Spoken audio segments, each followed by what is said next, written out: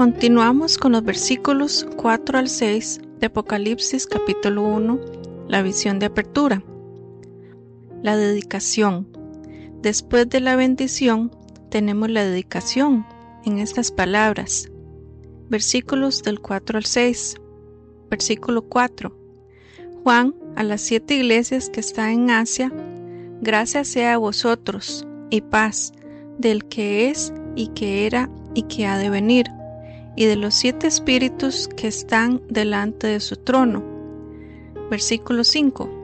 Y de Jesucristo, que es el testigo fiel, y el primogénito de los muertos, y el príncipe de los reyes de la tierra, al que nos amó y nos lavó de nuestros pecados con su propia sangre. Versículo 6. Y nos ha hecho reyes y sacerdotes para Dios y su Padre. A Él sea la gloria y el dominio por siempre y para siempre. Amén. Las iglesias en Asia. Había más iglesias en Asia que 7.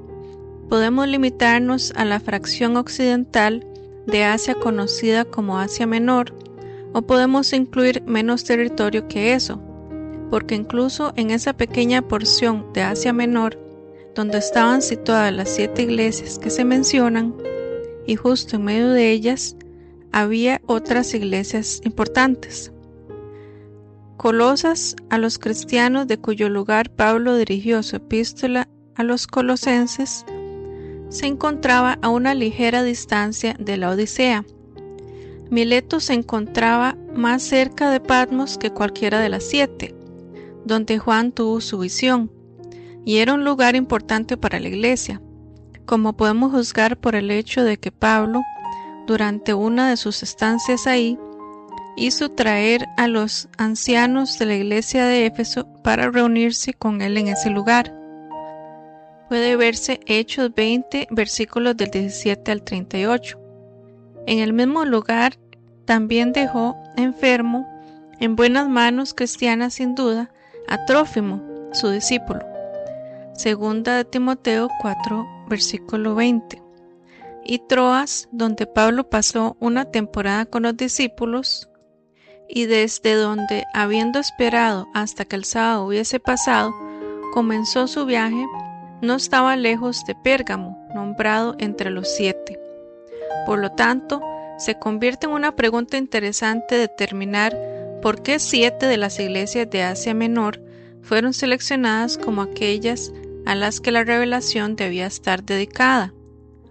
Lo que se dice de las 7 iglesias en el capítulo 1 y para ellas en los capítulos 2 y 3 se refiere únicamente a las 7 iglesias literales nombradas, describiendo las cosas solo como existían entonces y en ese lugar, y describiendo solo lo que había antes de ellas. No podemos llegar a esa conclusión por las siguientes razones. 1. El libro entero del Apocalipsis, ver Apocalipsis 1, versículos 3, 11, 19 y Apocalipsis 22, versículos 18 y 19, fue dedicado a las 7 iglesias, versículo 11. Pero el libro no era más aplicable a ellos que a otros cristianos en Asia Menor, aquellos, por ejemplo, que vivían en el Ponto, Galacia, Capadocia y Bitinia, a los que se refiere en 1 Pedro 1:1, o a los cristianos de Colosas, Troas y Mileto, en el centro mismo de las iglesias nombradas. Número 2. Solo una pequeña parte del libro pudo haber correspondido personalmente a las 7 iglesias, o a cualquiera de los cristianos de la época de Juan, porque los acontecimientos que presenta estaban en su mayoría tan lejos en el futuro como para estar más allá del tiempo de vida de la generación que entonces vivía, o incluso del tiempo durante el cual esas iglesias continuarían, y por lo tanto no podían tener ninguna conexión personal con ellas. 3. Las 7 estrellas que el Hijo del Hombre tenía en su mano derecha, versículo 20, son declaradas ser los ángeles de las 7 iglesias. Los ángeles de las iglesias, sin duda todos estarán de acuerdo, son los ministros de las iglesias. El hecho de que sean sostenidos en la mano derecha del Hijo del Hombre denota el poder de sostén, orientación y protección que se les otorga, pero solo había 7 de ellas en su mano derecha, y hay solo 7 así atendidas por el gran maestro de asambleas. ¿No pueden más bien todos los verdaderos ministros de toda la era evangélica obtener de esta representación el consuelo de saber que son sostenidos y guiados por la mano derecha del gran líder de la Iglesia? Tal parece ser la única conclusión consistente. 4. De nuevo, Juan, mirando a la dispensación cristiana, vio solo 7 candeleros, representando 7 iglesias, en medio de las cuales estaba de pie el Hijo del Hombre.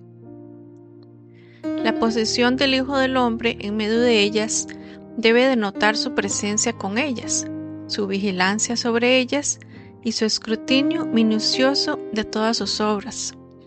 Pero ¿se da cuenta de que solo hay 7 iglesias individuales en esta dispensación? No podemos concluir que esta escena representa su posición en referencia a todas sus iglesias durante la era evangélica. Entonces, ¿por qué solo se mencionaron 7? El 7, tal y como se utiliza en las Escrituras, es un número que denota plenitud y totalidad, siendo sin duda una especie de monumento de los grandes hechos de los primeros 7 días del tiempo, que dieron al mundo el ciclo semanal todavía utilizado. Como las 7 estrellas, los 7 candelabros deben denotar la totalidad de las cosas que representan. Toda la iglesia evangélica en 7 divisiones o periodos debe ser simbolizada por ellas, y por lo tanto, las 7 iglesias deben ser aplicadas de la misma manera. 5. ¿Por qué entonces se eligieron las 7 iglesias particulares que se mencionan? Por la razón sin duda de que en los nombres de estas iglesias, según las definiciones de las palabras, se ponen de relieve los rasgos religiosos de los periodos de la era evangélica que respectivamente debían representar. Por estas razones, las 7 iglesias deben entenderse sin duda como no solo las 7 iglesias literales de Asia que recibieron los nombres mencionados, sino como 7 periodos de la iglesia cristiana, desde los días de los apóstoles hasta el cierre de la gracia. Ver el capítulo 2, versículo 1. La fuente de bendición, de aquel que es y que era y que ha de venir, o que ha de ser, una expresión que significa completa eternidad, pasado y futuro, y puede ser aplicable solo a Dios el Padre. Este lenguaje, creemos, nunca se aplica a Cristo. Se habla de Él como de otra persona, en distinción del ser así descrito. Los 7 espíritus. Esta expresión probablemente no hace referencia a los ángeles, sino al Espíritu de Dios. Es una de las fuentes desde las que se invoca la gracia y la paz para la Iglesia. Sobre el interesante tema de los 7 espíritus, Thompson comenta, es decir, del Espíritu Santo, denominado los 7 espíritus, porque el 7 es un número sagrado y perfecto. No se denomina así para denotar la pluralidad interior, sino la plenitud y perfección de sus dones y operaciones. Barnes dice, el número 7, por lo tanto, puede haber sido dado por el Espíritu Santo con referencia a la diversidad o a la plenitud de sus operaciones en las almas de los hombres, y a su múltiple agencia en los asuntos del mundo, como se desarrolla en este libro. Bloomfield da esto como la interpretación general.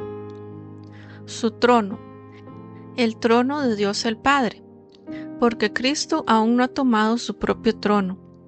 Los 7 espíritus estando ante el trono pueden tener la intención de designar el hecho de que el Espíritu Divino está siempre listo para ser enviado, de acuerdo con una representación común en las Escrituras, para llevar a cabo importantes propósitos en los asuntos humanos. y de Jesucristo. Entonces Cristo no es la persona que en el versículo anterior se designa como el que es y que era y que ha de venir. Algunas de las principales características que pertenecen a Cristo se mencionan aquí. Él es el testigo fiel. Todo de lo que da testimonio es verdadero. Todo lo que promete lo cumplirá con seguridad. El primero engendrado de los muertos. Esta expresión es paralela a 1 Corintios 15, versículos 20 y 23, Hebreos 1, versículo 6, Romanos 8, versículo 29 y Colosenses 1, versículos 15 y 18, donde encontramos expresiones aplicadas a Cristo como la primicia de los que durmieron, el primogénito entre muchos hermanos, el primogénito de toda criatura y el primogénito de los muertos. Pero estas expresiones no necesariamente denotan que Él fue el primero en el tiempo en ser levantado de entre los muertos, porque otros fueron levantados antes que Él. Eso sería un punto muy poco importante, pero Él fue la figura principal y central de todos los que han subido de la tumba, porque fue en virtud de la venida, obra y resurrección de Cristo que algunos fueron levantados antes de su tiempo. En el propósito de Dios, Él fue el primero en el punto de tiempo, así como en importancia, porque no fue sino hasta después de que el propósito del triunfo de Cristo sobre el sepulcro se formó en la mente de Dios, quien llama a aquellas cosas que no son como si lo fueran, Romanos 4:17, que cualquiera fue liberado del poder de la muerte en virtud de ese gran hecho que debía cumplirse a su debido tiempo. Por lo tanto, Cristo es llamado el primogénito de los muertos, capítulo 1, versículo 5, la primicia de los que durmieron, 1 Corintios 15, versículo 20, el primogénito entre muchos hermanos, Romanos 8, versículo 29, y el primogénito de los muertos, Colosenses 1, versículo 18. En Hechos 26, versículo 23, se habla de él como el primero que debía levantarse de entre los muertos y que mostraría la luz al pueblo, o el primero que al levantarse de entre los muertos ha de mostrar la luz al pueblo. Ver el griego de este pasaje y la nota de Bloomfield al respecto. También Here and Hereafter, capítulo 17. El príncipe de los reyes de la tierra. Cristo es príncipe de los reyes terrenales, en cierto sentido ahora. Pablo nos informa en Efesios 1, versículos 20-21, que Él ha sido puesto a la diestra de Dios en los lugares celestiales, mucho más alto que todo principado y poder y fuerza y dominio, y todo nombre que se nombra, no solo en este mundo, sino también en el venidero. Los nombres más elevados que se mencionan en este mundo son los príncipes, reyes, emperadores y potentados de la tierra, pero Cristo está situado muy por encima de ellos. Está sentado con su Padre en el trono del dominio universal, capítulo 3, versículo 21, y está en igualdad de condiciones con Él en el control de los asuntos de todas las naciones de la tierra. En un sentido más particular, Cristo será el príncipe de los reyes de la tierra cuando Él tome su propio trono, y los reinos de este mundo vengan a ser los reinos de nuestro Señor y de su Cristo, cuando sean entregados por el Padre en sus manos, y Él salga llevando en su vestimenta el título de Rey de Reyes y Señor de Señores, para desmenuzarlas como una vasija de alfarero. Apocalipsis 19, versículo 16, Apocalipsis 2, versículo 27 y Salmos 2, versículos 8 y 9. A aquel que nos amó. Hemos pensado que los amigos terrenales nos amaban, un padre, una madre, hermanos y hermanas, o amigos íntimos, pero vemos que ningún amor es digno de ese nombre comparado con el amor de Cristo por nosotros. Y la siguiente frase añade intensidad de significado a las palabras anteriores: y nos lavó de nuestros pecados con su propia sangre. ¿Qué amor es este? Nadie tiene mayor amor, dice el apóstol, que que un hombre dé su vida por sus amigos. Pero Cristo nos ha encomendado su amor, pues murió por nosotros cuando aún éramos pecadores, y más que esto, nos ha hecho reyes y sacerdotes para Dios y su Padre. De ser leprosos con el pecado, somos hechos limpios a sus ojos. De ser enemigos, no solo somos hechos amigos, sino que somos elevados a posiciones de honor y dignidad. Esta purificación y esta exaltación real y sacerdotal, ¿a qué estado pertenecen? ¿Al presente o al futuro? Principalmente al futuro, porque solo entonces disfrutaremos de estas bendiciones en el más alto grado. Entonces, después de que la expiación se haya realizado, somos absolutamente libres de nuestros pecados. Antes de ese momento son perdonados solo bajo condición y borrados solo por la anticipación. Pero cuando a los santos se les permita sentarse con Cristo en su trono, según la promesa a los laodicenses victoriosos, cuando tomen el reino bajo todo el cielo y reinen por siempre y para siempre, serán reyes en un sentido que nunca podrán estar en el estado presente. Sin embargo, es suficientemente cierto en nuestra condición actual para hacer que este lenguaje alentador sea apropiado en el actual canto de alegría del cristiano. Porque aquí se nos permite decir que tenemos redención por su sangre, aunque esa redención aún no se ha dado, y que tenemos vida eterna, aunque esa vida aún está en las manos del Hijo, para ser traída a nosotros en su aparición.